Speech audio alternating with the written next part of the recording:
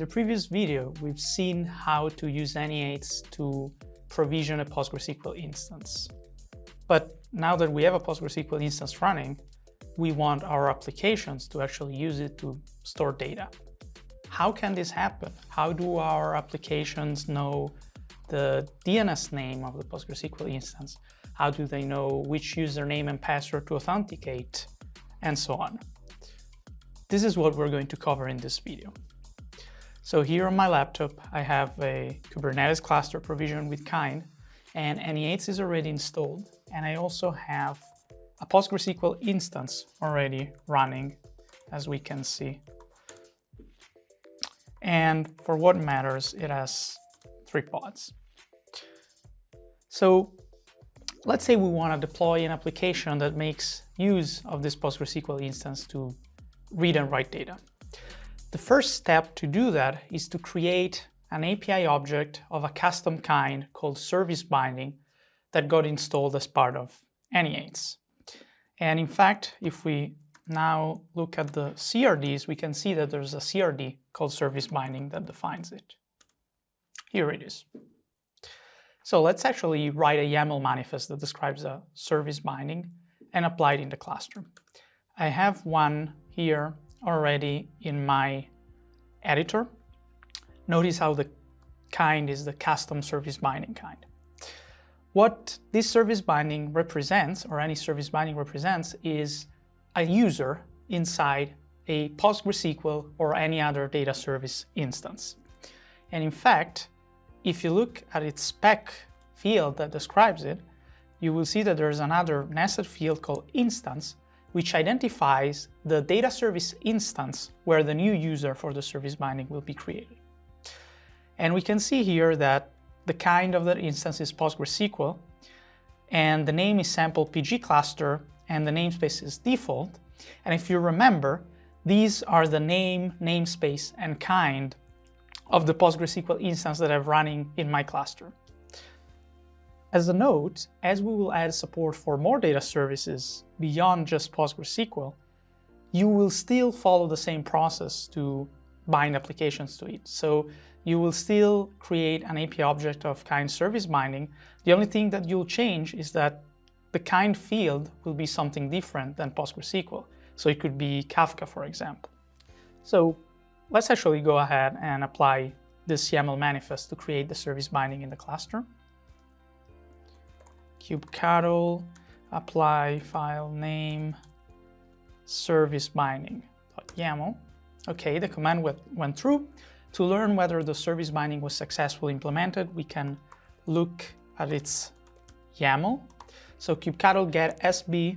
SB is the short form for service binding for convenient. Output YAML. Oops, sorry, there's a typo.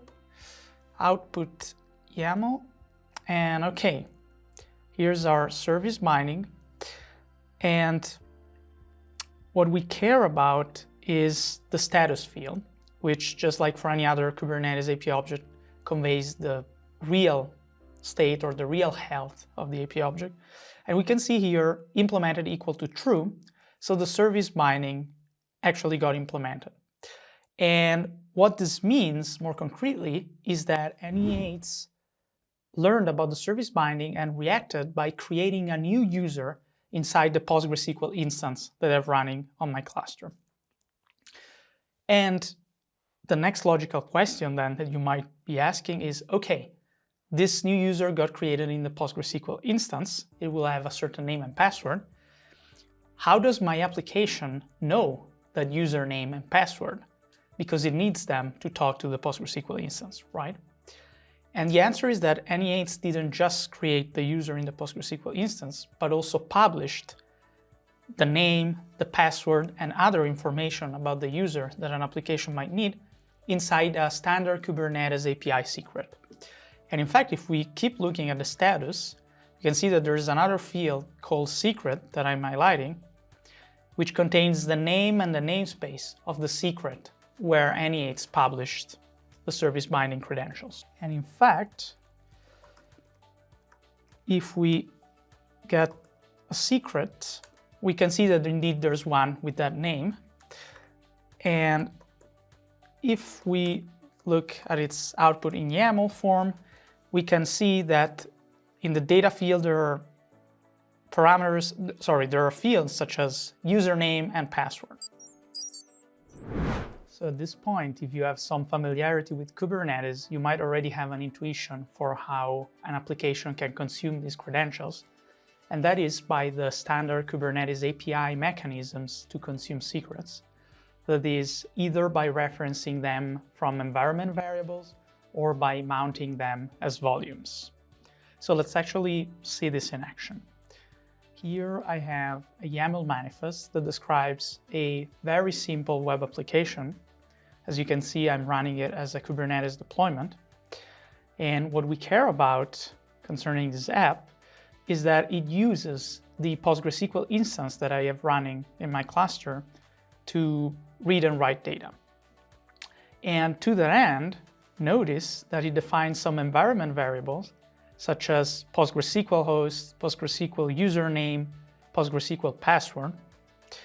And notice that the value for these environment variables are populated from the secret that was created for the service binding that I just applied. So once we create this manifest and the application starts running, it will find in these environment variables the username and password to use to authenticate to the PostgreSQL instance. So let's actually go ahead and apply this YAML manifest. kubectl apply customize app. Okay, and if we now do a kubectl get pod, we should see, if we do a watch, that the pod for the application gets up and running. So let's actually try to use the application to read and write data inside the PostgreSQL instance.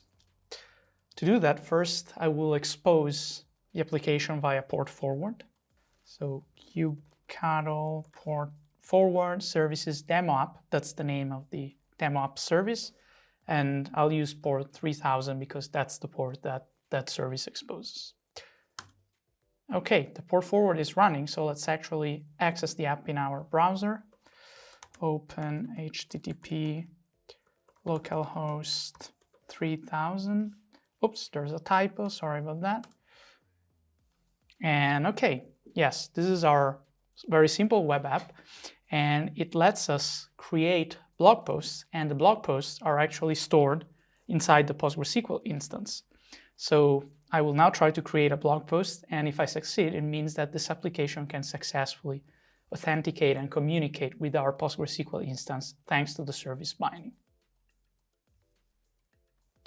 So amazing blog post, amazing content. Let's create the post. And voila! Everything worked as expected.